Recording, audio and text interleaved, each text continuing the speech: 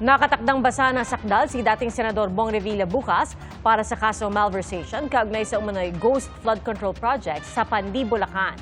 Kanina inilabas ng DILG ang mga mugshot ng dating senador at ng 6 na kapwa-akusado niya. Saksi, si Marie Zumali.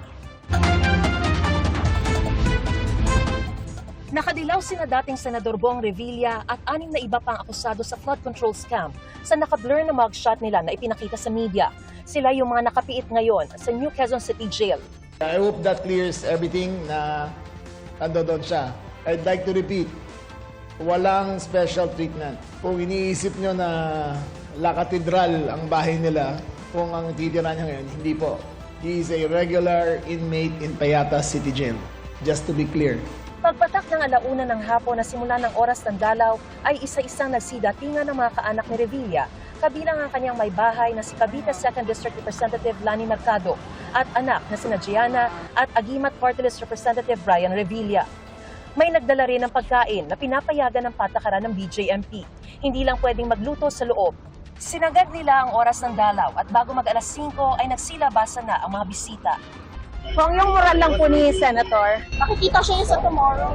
nasa Sandigan po tomorrow. Kumusta po kayo? Okay naman po. Okay. Ayon sa DILG, may inilaang kwarto sa detention facility kung saan maaari raw nilang makapulong ang kanilang mga abogado. Bawal din ang gadget, maliban sa pakikipag-usap daw sa abogado. That is the only time na makagamit siya ng gadget para sa mga abogado. But otherwise, ang privileges ng senator ay pareho sa privilege ng shoplifter. Pare-pareho lang. Inulit niya ang paliwanag ng BJMP kung bakit nasa tigi-tigisang selda muna ngayon sina Revilla at sina dating DPWH Bulacan Assistant District Engineer Bryce Hernandez, dating DPWH Bulacan 1st District Engineers JP Mendoza at RJ Dumasig, at dating Finance Section Chief at Accountant Juanito Mendoza. Dahil mandatory sa BJNP, kung bagong inmate ka, may 7-day quarantine para tignan kung may infectious disease na sa katawan mo. So after the 7 days, they will be incorporated into the general population. Nang tanungin kung nasasaktan ba siya sa sitwasyon, Course. Sino sa inyo dito may kaibigan na nakulong? Diba? It pains me to see a friend go to jail. But my commitment to country goes beyond any friendship in this country. Uunahin ko muna ang bansa kahit ano mangyari. hindi man masabi kung nakapag-adjust na ba si Revilla sa piitan, tiyak namang pumasa ito sa medical test ng dalhin sa New Quezon City Jail.